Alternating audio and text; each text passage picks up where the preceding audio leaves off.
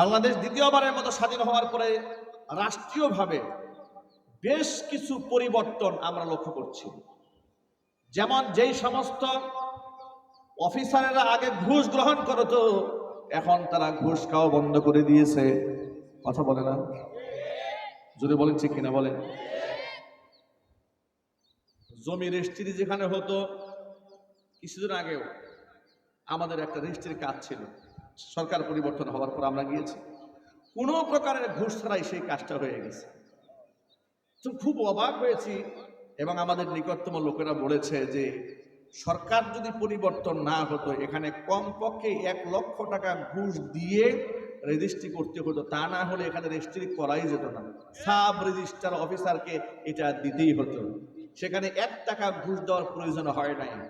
ইতিমধ্যে ধর্মীয় উপদেষ্টা, যিনি ধর্ম উপদেষ্টা বাংলাদেশের ডক্টর আ.ফ.ম. খালেদ হোসেন হাফিজাহুল্লাহ, তিনি গতকালকে ঢাকা শহরের এক বিরাট বড় সিরাত মাহফিলে ঘোষণা করেছেন যে আমরা উপদেষ্টারা এই সিদ্ধান্তে উপনীত হয়েছি, আমাদের সম্পদ যতটুকুন আছে সরকারের কাছে আমরা হিসাব দিয়ে দিচ্ছি। আমাদের দায়িত্ব থেকে যখন আমরা অব্যাহতি গ্রহণ করব, একচুল পরিমাণ আমাদের সম্পদ বাড়বে না। তিনি বলেছেন, রাষ্ট্রের সম্পদ লুটপাট করে যারা খায়, এটা কোনোদিন তারা দেশপ্রেমিক মানুষ হতে পারে না। যেহেতু ধর্মীয় উপদেষ্টা, ধর্ম উপদেষ্টা অর্থাৎ ধর্ম মন্ত্রণালয়ের দায়িত্বশীল ব্যক্তি একজন বিখ্যাত, একজন বিজ্ঞ প্রাজ্ঞ, একজন আলেম, তো স্বাভাবিকভাবেই তার অঙ্গনে ঘুষ যেমন বন্ধ হয়ে গেছে, ইতিমধ্যে অনেক অঙ্গন থেকেই আলহামদুলিল্লাহ ঘুষ বন্ধ হয়েছে। অনেক জায়গার মধ্যে শিরিক হতো, সেই শিরিকের আস্থানা এদেশের মানুষরা ভেঙে চুরে গুড়িয়ে দিয়েছে। আসসালামু আলাইকুম ওয়া রাহমাতুল্লাহি ওয়া বারাকাতুহু।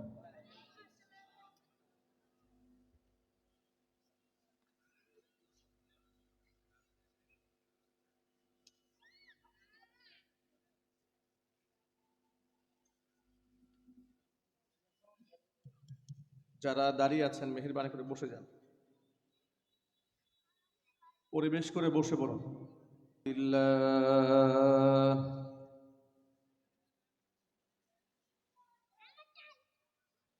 আলহামদুলিল্লাহি নাহমাদুহু ওয়া নাস্তাঈনুহু ওয়া নাস্তাগফিরুহু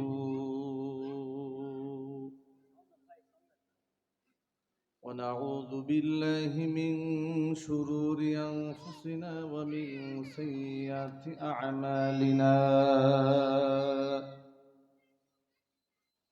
من يهده الله فلا مضل له ومن يضلله فلا هادي له ونشهد أن لا إله إلا الله وحده لا شريك له ونشهد أن سيدنا ونبينا وحبيبنا وشفيعنا ومولانا محمدا عبده ورسوله الذي أرسله بالحق بشيرا ونذيرا وداعيا إلى الله بإذنه وسراجا منيرا. أما بعد فأعوذ بالله من الشيطان الرجيم. بسم الله الرحمن الرحيم. إن الله لا يغفر أن يشرك به ويغفر ما دون ذلك لمن يشاء ومن يشرك بالله فقد افترى إثما عظيما. وقال تعالى في شان حبيبه ومحبوبه آمرا ومخبرا إن الله وملائكته يصلون على النبي يا أيها الذين آمنوا صلوا عليه وسلموا تسليما اللهم صل على محمد وعلى آل محمد كما صليت على إبراهيم وعلى آل إبراهيم إنك حميد مجيد اللهم بارك على محمد وعلى آل محمد كما باركت على إبراهيم وعلى آل إبراهيم إنك حميد مجيد ঐতিহ্যবাহী গাজীপুর সিটি কর্পোরেশনের 32 নং ওয়ার্ড জাজহর ডেগের চালুদের নুরুল কোরআন হাফিজিয়া মাদ্রাসা ও আনোয়ারা নাজাতুন নিসা মহিলা মাদ্রাসা গাজীপুর কর্তৃক আয়োজিত আজকের এই চতুর্থ বার্ষিকীর ওয়াজ মাহফিলের সম্মানিত সভাপতি সাহেব, আমন্ত্রিত হাজারাত উলামায়ে কেরাম, মুরব্বিয়ানে আযম, অত্র এলাকা এবং পার্শ্ববর্তী এলাকার বিভিন্ন প্রান্ত থেকে ছুটে আসা দিন দরদি ইমানদার পরহেজগার মুত্তাকি মুসলিম ভাইয়েরা, পর্দার অন্তরালে অবস্থানরত আমাদের সকলের শ্রদ্ধাভাজন পর্দানিশীন মা এবং বোনেরা, মহান আল্লাহ রাব্বুল আলামিনের দরবারে আলিশানে লাখ কোটি শুকরিয়া আদায় করছি যে মহান আল্লাহ রাব্বুল আলামিন আমাদেরকে আজকের এই বৈরী আবহাওয়াকে একেবারেই অনুকূলে এনে দিয়ে, প্রতিকূল পরিবেশকে অনুকূল পরিবেশের রূপ দিয়ে কোরআন কারীমের ময়দানে বসে কোরআন সুন্নাহ থেকে আলোচনা করার, আলোচনা শোনার সুযোগ করে দিয়েছেন। এজন্য আপনারা খুশি না বেজার? কম না বেশি? উচ্ছ্বসিত কণ্ঠে খুশি মনে মন প্রাণ উজাড় করে আল্লাহ পাকের শেখানো ভাষায় শুকরিয়া আদায় করছি। জবান ছেড়ে দিয়ে সকলে একযোগে বলছি আলহামদুলিল্লাহ। রব্বানা লাকাল হামদ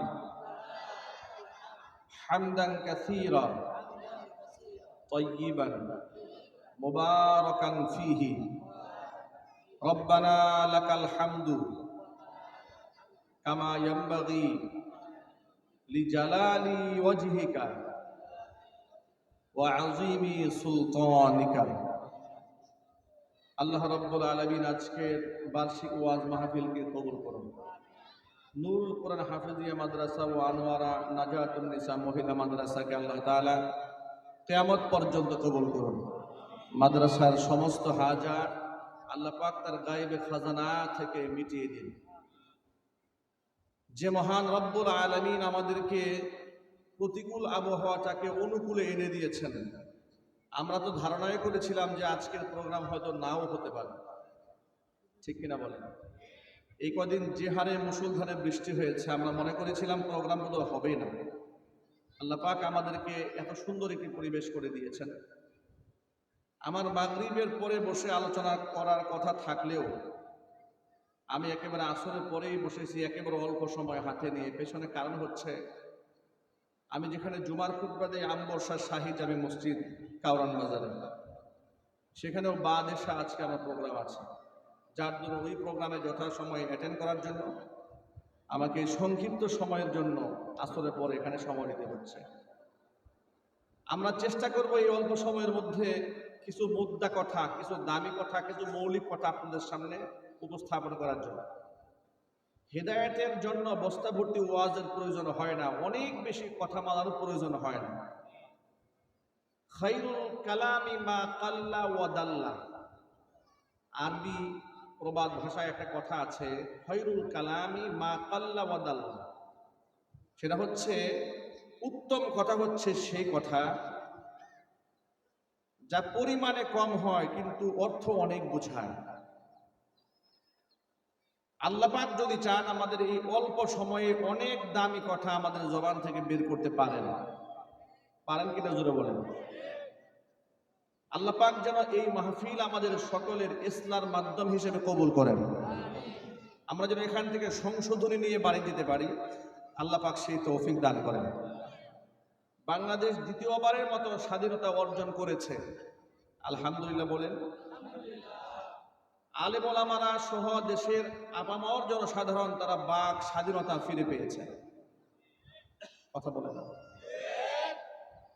দেশের স্বাধীনতা যা ৭১ সালে এই দেশের মানুষ রক্তক্ষয়ী সংঘর্ষের মাধ্যমে অর্জন করেছিল, সেই স্বাধীনতার অর্জনকে শকুনের থাবা দিয়ে আমাদের সেই অধিকারকে হরণ করা হয়েছিল। আমরা স্বাধীনভাবে কথা বলতে পারিনি, আমরা লিখতে পারিনি, আমরা বলতে জানিনি, বলতে পারিনি, আমাদেরকে বলতে দেওয়া হয়নি। এই সুযোগে সমাজে অসংখ্য আগাছা তৈরি হয়েছে। কৃষক যদি ক্ষেত ঠিক মতো নাড়তে না পারেন, আগাছা যদি পরিষ্কার করতে না পারেন, তাহলে মূল ফসল হয় না, ফসলের চাইতে আগাছা বেশি বড় হয়ে যায়। হক্কানি উলামায়ে কেরাম হচ্ছে রুহের ডাক্তার, রুহানি শিক্ষক, আপনাদের আত্মার রোগের চিকিৎসক। হাজরাত উলামায়ে কেরাম স্বাধীনভাবে সর্ব অঙ্গনে করতে পারেন নাই কিংবা করতে দেওয়া হয়নি। এই সুযোগে সমাজের মধ্যে শিরিক তৈরি হয়েছে, বেদাত তৈরি হয়েছে, কুসংস্কার তৈরি হয়েছে। মাজার পূজা, পীর পূজা, দুর্গা পূজা, দর্গা পূজা, এগুলো সমাজের মধ্যে দিন দিন বেড়েই চলেছে। অমুসলিমদের পূজা মণ্ডপের শিরিক নিয়ে আমাদের মুসলিম পরিবেশে আমাদের মূল বক্তব্য নয়। অমুসলিমরা আপন ধর্ম পালনের স্বাধীনতা পাবে, কোরআন তাদেরকে সে রাইট দিয়েছে। লা ইকরাহা ফিদ্দীন মানে হচ্ছে জোর করে অমুসলিমকে মুসলিম বানানো যাবে না। হিদায়াতের স্পষ্ট বার্তা আল্লাহ পাক দুনিয়ার মানুষের সামনে উপস্থাপন করেছেন। ফামান শাআ ফালইউমিন ওয়া মান শাআ ফালইয়াকফুর। আল্লাহ কোরআনে বলেছেন, এত জলজান্ত উদাহরণ চোখের সামনে থাকার পরেও যদি সুস্থ মস্তিষ্ক দিয়ে চিন্তা করে, তাহলে সে তার রব আমি আল্লাহকে খুঁজে পাবে। সে যদি স্বেচ্ছায় সজ্ঞানে কালিমা পড়ে মুসলমান হয়, তাহলে তার কপাল ভালো হয়ে গেল। কিন্তু জোর করে অমুসলিমকে মুসলিম বানানো যাবে না, শুধু দাওয়াত দেওয়া যাবে। নবী করিম সাল্লাল্লাহু আলাইহি ওয়াসাল্লামকে আল্লাহ বলেছেন, লাস্তা আলাইহিম বিমুসাইতির। হে রাসূল, আপনাকে আমি জবরদস্তিকারী হিসেবে জমিনের মধ্যে পাঠাই নাই। ইন্নামা আনতা মুযাক্কিরুন, আপনি একজন উপদেশক। ইন্নামা আনতা মুযাক্কির, আপনি উপদেশের কথাগুলো তাদেরকে শোনাবেন, কিন্তু জবরদস্তি করে কালেমা ভিন্ন ধর্মাবলম্বীদের উপর আপনি চাপিয়ে দিবেন না। কিন্তু যেই ব্যক্তি একবার ইসলাম ধর্ম গ্রহণ করে ইসলামের সুশীতল ছায়াতলে আশ্রয় নিয়েছে, যে ব্যক্তি নিজেকে মুসলমান দাবি করেছে, তার জন্য সেই সুযোগ নাই। তার জন্য বিধান হচ্ছে, ইয়া আইয়ুহাল্লাযীনা আমানু দুখুলু ফিস সিলমি কাফা। এই ইমানদারেরা শুধু ঈমান আনলেই তো হবে না, পরিপূর্ণভাবে ইসলামে দাখিল হয়ে যেতে হবে। এখানে মুসলমান আমি নিজেকে দাবি করার পরে আমি কিছু মানবো, কিছু অস্বীকার করব, আর বলবো যে হিসাব যা দেওয়ার আমি পরকালে আল্লাহর কাছে গিয়ে দেব, মানুষের কাছে দেব না। এই ধরনের ভণ্ডামি কথাবার্তা বলার কোনো সুযোগ নাই। এই কথাটা আপনাদের সামনে উপস্থাপন করেছি এই জন্য, ঢাকা বিশ্ববিদ্যালয়ের শিল্পকলা একাডেমির যিনি মহাপরিচালকের দায়িত্ব গ্রহণ করেছেন কিছুদিন আগে, এই ভদ্রলোক বলেছেন 2024 সনে এসেও আমাদের মেয়েরা বুরকা পরে চলবে, এটা আমার বুঝে আসে না। নাউযুবিল্লাহি মিন যালিক। এ কথা বলার দ্বারা তিনি কি প্রমাণ করেছেন? ইসলামের পোশাকের উপর কি তার কোনো সম্মান বোধ আছে? একটু জোরে বলেন না। ইসলামের পোশাকের উপর তার কোনো শ্রদ্ধাবোধ আছে? নাই। যখন পোশাকের উপর তিনি এমন ব্যঙ্গ বিদ্রুপ করেছেন, চতুর্দিক থেকে তাকে লোকেরা গালমন্দ করেছে। কেউ তাকে নাস্তিক বলেছে, ইসলাম বিদ্বেষী বলেছে। প্রতিবাদ মুখর হয়ে তিনি মিডিয়ার সামনে তিনি বললেন যে এই পৃথিবীতে আমি নামাজ পড়ি না না পড়ি, এটা আমি দুনিয়ার কারো কাছে জবাবদিহিতা করব না, এটা কিয়ামতের দিন আল্লাহর কাছে জবাবদিহিতা করব। এটা আমার ব্যক্তিগত ব্যাপার। তিনি বুঝাতে চাইলেন যে আপনারা আমাকে নাস্তিক বললে কোনো লাভ নাই, আমি নামাজ পড়বো না না পড়বো এটা আমার ব্যক্তিগত ব্যাপার, জবাবদিহিতা করবো আল্লাহর কাছে। আমি শিল্পকলা একাডেমির মহাপরিচালকের দৃষ্টি আকর্ষণ করে বলছি, আপনি নামাজ পড়বেন না না পড়বেন সেটা আপনি আমাদের কাছে জবাবদিহিতার দায়বদ্ধতা যদি আপনার না থাকে, আমাদের পোশাক নিয়ে কটূক্তি করার অধিকার আপনাকে কে দিয়েছে? আপনার নামাজ নিয়ে আমি কথা বলতে পারবো না, আপনি আমার বোরকা নিয়ে কথা কি করে বলেন? এই ধরনের অসংখ্য ইসলাম বিদ্বেষী চক্র রাষ্ট্রের বিভিন্ন গুরু দায়িত্বে বসে বসে এই দেশ থেকে ইসলাম বিদায়ের একটা ষড়যন্ত্র এঁকেছিল। দেশ দ্বিতীয়বারের মতো স্বাধীনতা লাভ করেছে। আমাদের বার্তা বড় স্পষ্ট, আমরা ইনশাআল্লাহ আগামীর বাংলাদেশ একটি ইসলামের বাংলাদেশ গড়ে তুলব ইনশাআল্লাহ। শিরিক এবং বেদাত মুক্ত একটি সোনার বাংলাদেশ আমরা করতে চাই। আল্লাহ পাক যেন কবুল করেন, জোরে বলেন আমিন। আমার প্রিয় বন্ধুগণ,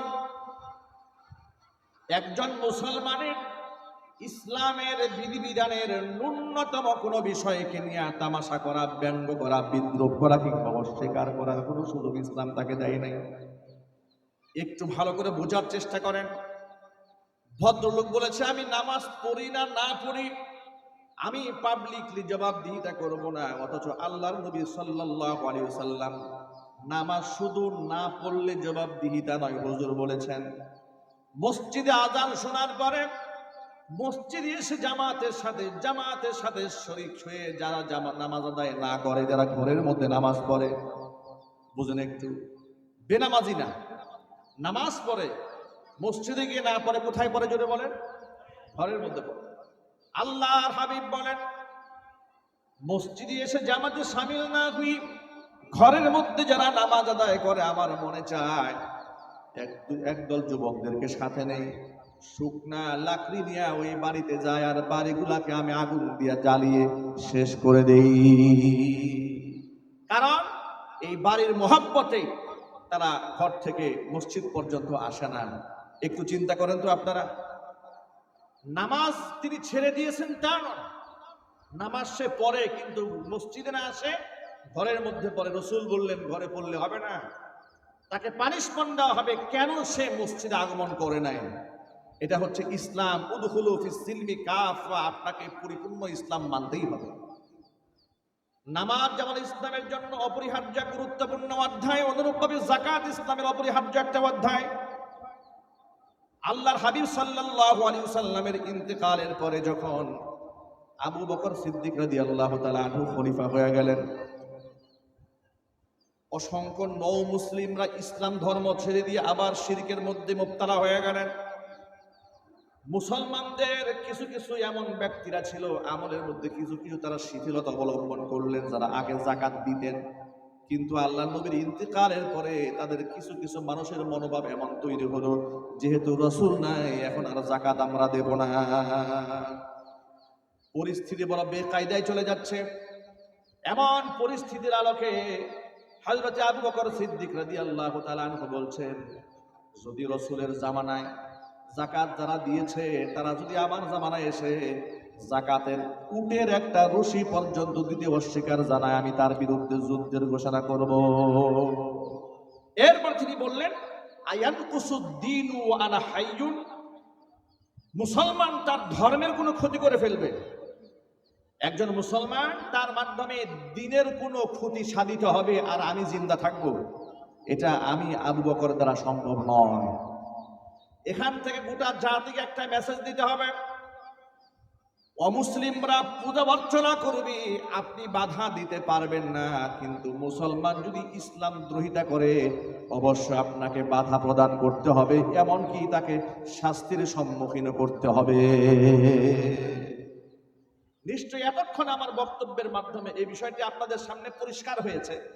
অমুসলিমরা যদি ইসলাম বিরোধী কর্মকাণ্ড করে, যেমন তারা শিরিক করে, পূজা করে, অর্চনা করে, নাচ গান করে, ঢোল তবলা করে, তাদের ধর্মীয় আনাচার হিসেবে এটা আমি বাধা দেওয়ার কেউ না। তারা যদি সামাজিক বিশৃঙ্খলা সৃষ্টি না করে, কথা বলতে হবে ঠিক কিনা, তারা নিজেদের অঙ্গনে তারা ধর্ম পালন করবে। কিন্তু আমি মুসলমান, ইসলামকে স্বীকার করে নেওয়ার পরে ইসলাম বিরোধী কোনো কর্মকাণ্ড করার সুযোগ আমার আর নাই। ঠিক কিনা বলেন? এটা যদি বুঝে থাকেন তাহলে পরবর্তী কথা নিশ্চয়ই আপনাদের মাথায় ঢুকবে। সেটা হচ্ছে এই, বাংলাদেশ দ্বিতীয়বারের মতো স্বাধীন হওয়ার পরে রাষ্ট্রীয়ভাবে বেশ কিছু পরিবর্তন আমরা লক্ষ্য করছি। যেমন যেই সমস্ত অফিসারেরা আগে ঘুষ গ্রহণ করতো, এখন তারা ঘুষ খাওয়া বন্ধ করে দিয়েছে। কথা বলে না? যদি বলেন ঠিক কিনা বলেন। জমি রেজিস্ট্রি যেখানে হতো, কিছুদিন আগেও আমাদের একটা রেজিস্ট্রির কাজ ছিল, সরকার পরিবর্তন হওয়ার পর আমরা গিয়েছি, কোনো প্রকারের ঘুষ ছাড়াই সেই কাজটা হয়ে গেছে। তো খুব অবাক হয়েছি, এবং আমাদের নিকটতম লোকেরা বলেছে যে সরকার যদি পরিবর্তন না হতো, এখানে কমপক্ষে 1 লক্ষ টাকা ঘুষ দিয়ে রেজিস্ট্রি করতে হতো, তা না হলে এখানে রেজিস্ট্রি করাই যেত না। সাব রেজিস্ট্রার অফিসারকে এটা দিতেই হতো, সেখানে 1 টাকা ঘুষ দেওয়ার প্রয়োজন হয় নাই। ইতিমধ্যে ধর্মীয় উপদেষ্টা, যিনি ধর্ম উপদেষ্টা বাংলাদেশের ডক্টর আ.ফ.ম. খালেদ হোসেন হাফিজাহুল্লাহ, তিনি গতকালকে ঢাকা শহরের এক বিরাট বড় সিরাত মাহফিলে ঘোষণা করেছেন যে আমরা উপদেষ্টারা এই সিদ্ধান্তে উপনীত হয়েছি, আমাদের সম্পদ যতটুকু আছে সরকারের কাছে আমরা হিসাব দিয়ে দিচ্ছি। আমাদের দায়িত্ব থেকে যখন আমরা অব্যাহতি গ্রহণ করব, একচুল পরিমাণ আমাদের সম্পদ বাড়বে না। তিনি বলেছেন রাষ্ট্রের সম্পদ লুটপাট করে যারা খায়, এটা কোনোদিন তারা দেশপ্রেমিক মানুষ হতে পারে না। যেহেতু ধর্মীয় উপদেষ্টা, ধর্ম উপদেষ্টা অর্থাৎ ধর্ম মন্ত্রণালয়ের দায়িত্বশীল ব্যক্তি একজন বিখ্যাত, একজন বিজ্ঞ, প্রাজ্ঞ, একজন আলেম, তো স্বাভাবিকভাবে তার অঙ্গনে ঘুষ যেমন বন্ধ হয়ে গেছে, ইতিমধ্যে অনেক অঙ্গন থেকেই আলহামদুলিল্লাহ ঘুষ বন্ধ হয়েছে।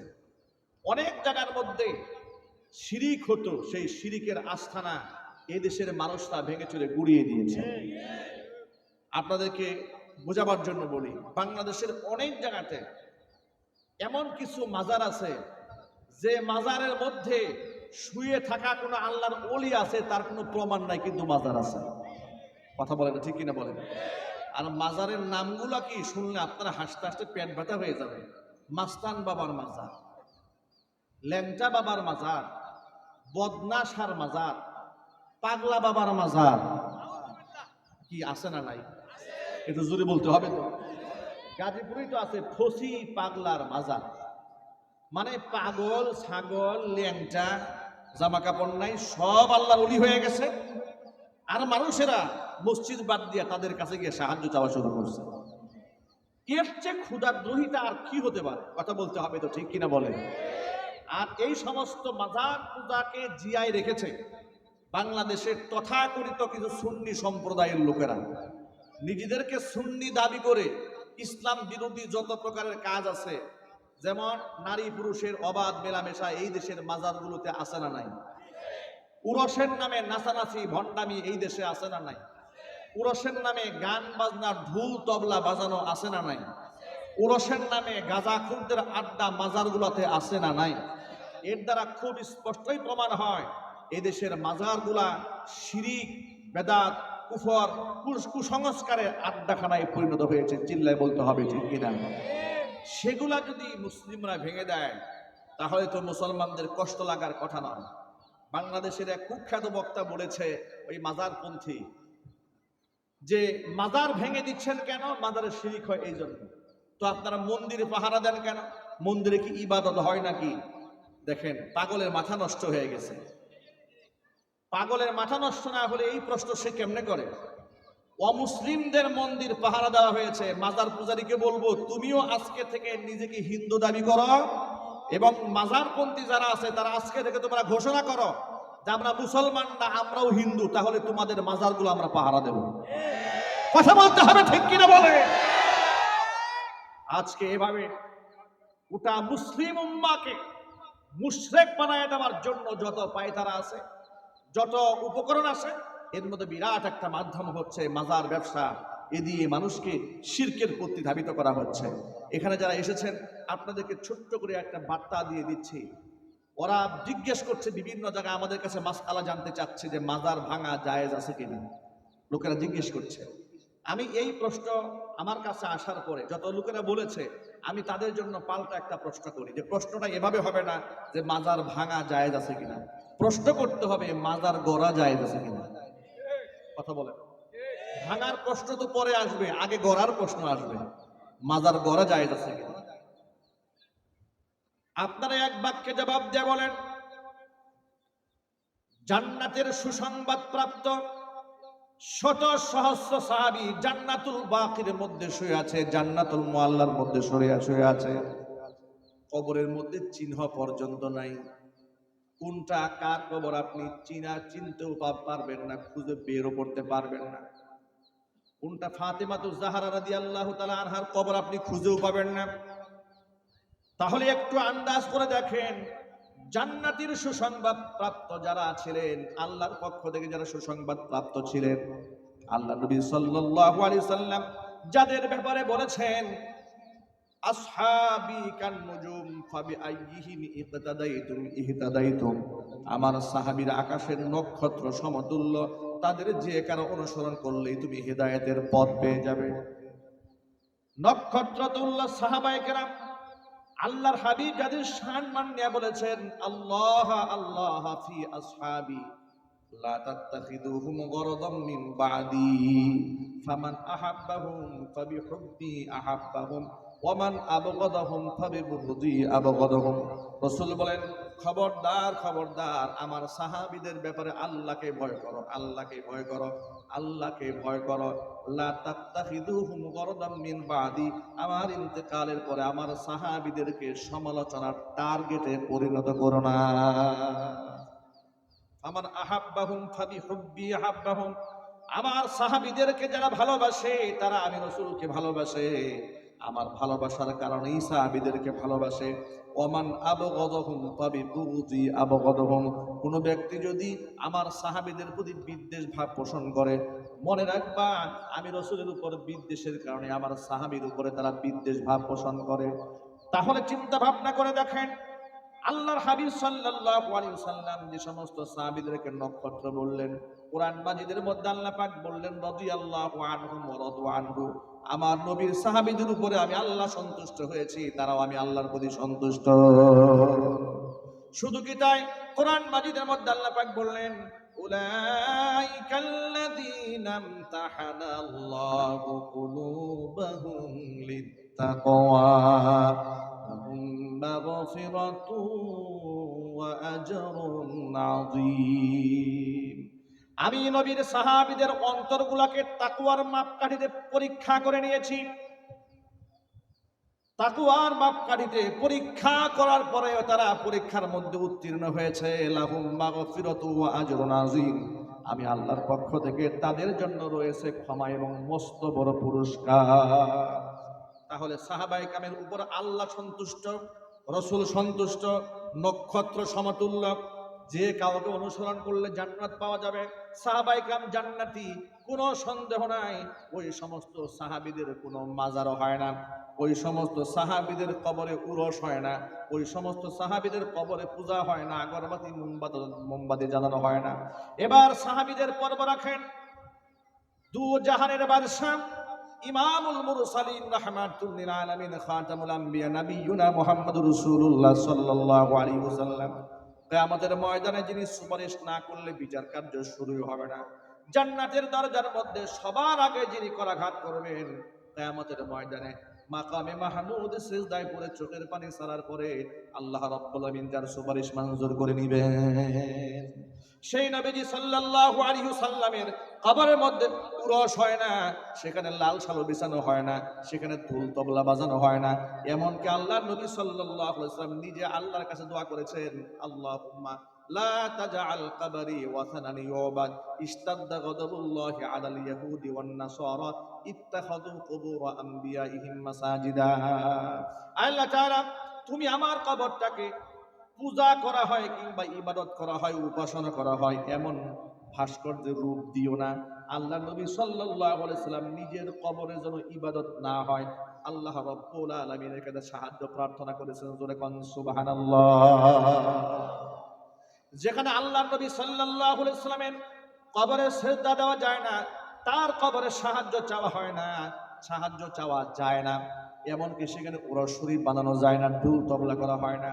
তাহলে কোথাকার উপমহাদেশের কোন পাগলা পীর, কোন ল্যাংটা পীর, কোন ভণ্ড পীর তার কবরের মাজারকে কেন্দ্র করে মাজার উঁচা বানাইয়া, কবর উঁচা বানাইয়া, পাকা বানিয়ে এর উপরে লাল সালু বিছিয়ে টাকা ইনকাম করা, আল্লাহর কসম এটা ধর্মীয় কাজ নয়, এটা ভণ্ডামি ছাড়া কিছু নয়। তবে আপনাদেরকে কথাও বলে নেই, ওরা বলে মাজার ভেঙে দেওয়ার কারণে নাকি আল্লাহর ওলিদের সাথে বিয়াদবি হয়েছে। আল্লাহর কসম করে বলি, মাজার ভাঙার কারণে ওলিদের সাথে বিয়াদবি হয় নাই, বরং আল্লাহর ওলিদের কবরের উপর মাজার বানানোর কারণে সবচেয়ে বড় বিয়াদবি হয়েছে।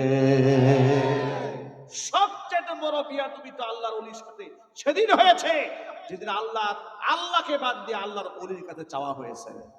কথা বলেন ঠিক কিনা? এর চাইতে বড় বিয়াদবি আর কি হতে পারে? আল্লাহর ওলি আল্লাহর কাছে চেয়ে, আল্লাহর কাছে সেজদা দিয়ে তিনি আল্লাহর ওলি হয়েছেন, আর আপনি আল্লাহকে বাদ দিয়ে তার কাছে চাওয়া শুরু করে দিয়েছেন। নাউযু বিল্লাহি মিন যালিক। সুতরাং প্রশ্ন, মাজার ভাঙা জায়েজ হচ্ছে কিনা, এই প্রশ্ন করার আগে বলতে হবে মাজার গড়া জায়েজ হয়েছে কিনা। কথা বলেন ঠিক কিনা বলেন? সুতরাং মাজার পূজা বন্ধ করতে হবে। তবে এই ক্ষেত্রে আপনাদেরকে আরেকটা প্রশ্নের জবাব দিয়ে দিই, তাহলে মাজার ভাঙবে কে? আমি আপনাদেরকে ভাঙার জন্য উৎসাহিত করছি না। কারণ হচ্ছে, দেশের যে কোনো অন্যায় হোক না কেন, এটা প্রতিকার এবং প্রতিরোধ করার জন্য, ভাঙার জন্য অথরিটি আছে, সেটা হচ্ছে রাষ্ট্র। সেটা কি জোরে বলেন? রাষ্ট্র। একটি রাষ্ট্রের যদি ইসলাম কায়েম না হয়, ওয়াজ নসিহত দিয়া এই রাষ্ট্রকে বেশি দিন ভালো রাখা যায় না। কথা বলেন না ঠিক কিনা বলেন? এত ওয়াজ হয়, এত নসিহত হয়, এত ওয়াজ নসিহত দিয়ে বাংলাদেশের রাষ্ট্রীয় বিভিন্ন পর্যায়ের ব্যক্তিদের অফিসে রাজনৈতিক নেতা কর্মীদের ছবি টাঙিয়ে রাখা হতো। এমনকি আপনারা শুনে অবাক হবেন, আলিয়া মাদ্রাসাগুলো দেখেছেন না? ওটা তো একটা মাদ্রাসা, নাকি কি বলেন আপনারা? মাদ্রাসা তো, সেখানে কোরআন সুন্নাহ শেখানো হয়, সেখানে ভালো ভালো আলেমও তৈরি হয়েছে, আলহামদুলিল্লাহ বলেন। সেই আলিয়া মাদ্রাসাগুলোর অফিসে, যেহেতু সরকার দ্বারা নিয়ন্ত্রিত, মাদ্রাসা যিনি প্রিন্সিপাল, অধ্যক্ষ, তার মাথার উপরে শেখ মুজিবুরের ছবি, শেখ হাসিনার ছবি বাধ্যতামূলক ভাবে টানিয়ে রাখা হয়েছে 16টা বছর ধরে। কথা বলেন ঠিক কিনা? স্টেজে অসংখ্য আলেমরা আছে, আমার সামনেও জ্ঞানীজন অনেকেই আপনারা আছেন। আপনারা এক বাক্যে জবাব দিয়ে বলেন তো, ছবি টাঙায় রাখা ইসলামে হালাল না হারাম? আরো চিৎকার দিয়া বলেন। ওজোরে আপনি ছবি তুলতে পারবেন, ওজোরে, কিন্তু ওই ছবি ফ্রেম করে টাঙায় রাখবেন সর্বসম্মত ক্রমে। পৃথিবীর সমস্ত ফকিহ, সমস্ত আলেম, সমস্ত মুফতি, মুহাদ্দিস একমত, ছবি টাঙিয়ে রাখা হালাল না হারাম? চিৎকার দিয়ে বলেন। এটা কি আলিয়া মাদ্রাসার অধ্যক্ষ যিনি ছিলেন তিনি জানতেন না? জোরে বলেন। তিনি আলেম, তিনি প্রাজ্ঞ ব্যক্তি, বিজ্ঞ ব্যক্তি, তিনি জানতেন, কিন্তু তিনি এই চেয়ারে মাজলুম ছিলেন। কথা বলতে হবে ঠিক কিনা? এই চেয়ারে তিনি মাজলুম ছিলেন। ছবি জোরপূর্বক মাথার উপর টাঙিয়ে রাখা হয়েছে একেবারে শ্রদ্ধার সাথে। আবার এই সুযোগে তো লোকেরা এমনও করেছে, আমি আপনাদেরকে ভিডিও ফুটেজ দেখাতে পারবো, যারা অনলাইন সোশ্যাল মিডিয়া ব্যবহার করেন তাদের কাছে মোটামুটি নিউজ আছে। গত বছর 15 আগস্টে স্কুলের ছাত্র এবং ছাত্রীদেরকে দিয়ে বঙ্গবন্ধুর ছবি ফ্রেম সামনে রেখে সিরিয়াল করে করে সেখানে ফুলের মালা দেওয়া হয়েছে। এর মানে ছবির পূজা পর্যন্ত করা হয়েছে এই দেশে বাধ্যতামূলক ভাবে। কথা বলতে হবে ঠিক কিনা? এই যে পূজা হয়েছে, অর্চনা হয়েছে, এত কিছু হয়েছে চোখের সামনে, তারা এগুলা লালন করেছে, তারা এগুলো সৃষ্টি করেছে, কিন্তু রাষ্ট্রের একটা অথরিটি আছে। আপনি ওয়াজ নসিহত এগুলো ভালো করতে পারবেন না। যখন গভর্নমেন্ট চেঞ্জ হয়ে গেল, অটোমেটিক সব ছবি মানুষ লাথি মেরে ভেঙে ফেলে দিয়েছে। কথা বলতে হবে ঠিক কিনা? আমরা ভাস্কর্য বানাতে নিষেধ করেছি, আমাদেরকে রাষ্ট্রের শত্রু বানিয়ে দিয়েছিলে, আর এখন তোমাদের তৈরিকৃত ভাস্কর্যের উপর বাচ্চারা পেশাব করে ছেড়ে দিয়েছে। তোমরা আলেমদের হাতের মধ্যে গরুর রশি লাগিয়েছিলে, আর তোমার বাবার গলার মধ্যে গরুর রশি লাগিয়ে এদেশের যুবকরা টেনে টেনে নামিয়ে দিয়েছে।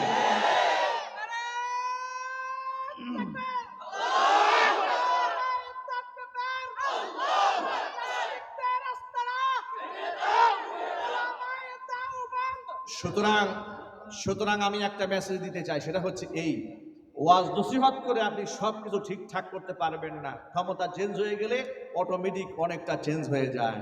আচ্ছা, আপনারা বলেন, রাষ্ট্রের ক্ষমতাসীন ব্যক্তিদের বিদায় হয়েছে, তাই বলে কি দেশের ক্ষমতাসীন যারা এসছেন তারা কি ইসলামের খেলাফত কায়েম করেছেন? একটু জোরে বলেন।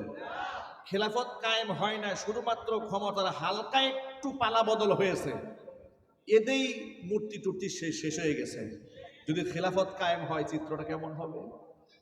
আল্লাহু আকবার বলে চিল্লাবেন আল্লাহু আকবার। ক্ষমতার পালা বদল হয়েছে। আমি শুনতে পেলাম বাংলাদেশের বিভিন্ন অঞ্চলে চান্দাবাজ চেঞ্জ হয়ে গেছে। চান্দা বন্ধ হয় নাই, ধান্দাও বন্ধ হয় নাই। ফ্যাক্টরি চাঁদা এক শ্রেণী আগে খাইতো, ক্ষমতার পালা বদল হওয়ার পর আরেক শ্রেণী দখল করে বসে আছে। বাস্তবতা আছে না নাই? তাহলে আপনি চান্দাবাজ তো মুক্ত করতে পারলেন না। এটা কখন মুক্ত করা সম্ভব হবে? যখন তন্ত্র মন্ত্র বাদ দিয়ে খেলাফতে ইসলাম কায়েম করা হবে। এই জন্য আগামীর বাংলাদেশকে গড়তে হলে হকপন্থী বলিষ্ঠ কণ্ঠের অধিকারী প্রাজ্ঞ ব্যক্তিত্ব সম্পন্ন সুবিজ্ঞ আলেমদেরকে রাষ্ট্র ক্ষমতায় আনতে হবে। রাজি আছেন কি? আমি দোহাত দেখতে চাই। আল্লাহ রাব্বুল আলামিন ঐক্যবদ্ধভাবে কাজ করা তৌফিক দান করে, জোরে বলেন আমিন। তাহলে আমি যেটা বলতে চেয়েছিলাম যে মাজার ভাঙা যারা কোট ভাঙছে তারা সঠিক কাজ করছে কিনা না, এটা পাবলিকলি নিজে জিম্মাদারি গ্রহণ করে যা করেছে, ভেঙে ফেলেছে, এটা আইনত তারা করে নাই।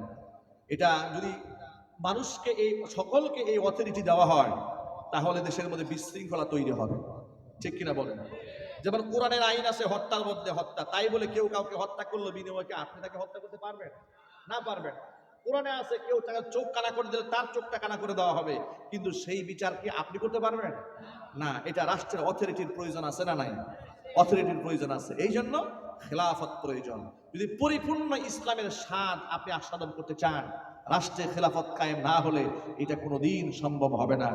আগামীতে কোনো সুদখোর, কোনো ঘুষখোর, কোনো বেনামাজি, কোনো লম্পট, কোনো মিথ্যাবাদী, কোনো চোরাচালানি, কিংবা কোনো ডাকাত, কিংবা কোনো খুনি, কিংবা পর্দা লঙ্ঘনকারী, শরীয়তের বিধান লঙ্ঘনকারী কোনো নেতার পেছনে মুসলমানরা যাবে না। মুসলমানরা আলেমদের সাথে ছিলেন, আছেন, ভবিষ্যতেও কারা কারা থাকবেন আমি দুহাত দেখতে চাই। আল্লাহ রাব্বুল আলামিন যেন আমার সকল ভাইদেরকে ঐক্যবদ্ধ হয়ে কাজ করার তৌফিক দান করেন। সকলেই জোরে বলুন আমিন। আজকে আমরা নুরুল কোরআন হাফিজিয়া মাদ্রাসার জন্য দোয়া করছি। আল্লাহ পাক এই মাদ্রাসাকে কিয়ামত পর্যন্ত কবুল করেন। মাদ্রাসার সমস্ত হাজাত আল্লাহ পাক তার গায়বে খাজানা থেকে মিটিয়ে দেন। সাথে সাথে অত্র এলাকার সমস্ত মুর্দেগানের কবর আযাব আল্লাহ রাব্বুল আলামিন কিয়ামত পর্যন্ত বন্ধ করে দেন। কাল হাসরের কঠিন ময়দানে আয়োজন আল্লাহ রাব্বুল আলামিন আমাদের সকলের নাজাতের জারিয়া হিসেবে কবুল করুন আমিন। ওয়া আখিরু দাওয়ানা আনিল হামদুলিল্লাহি রাব্বিল আলামিন।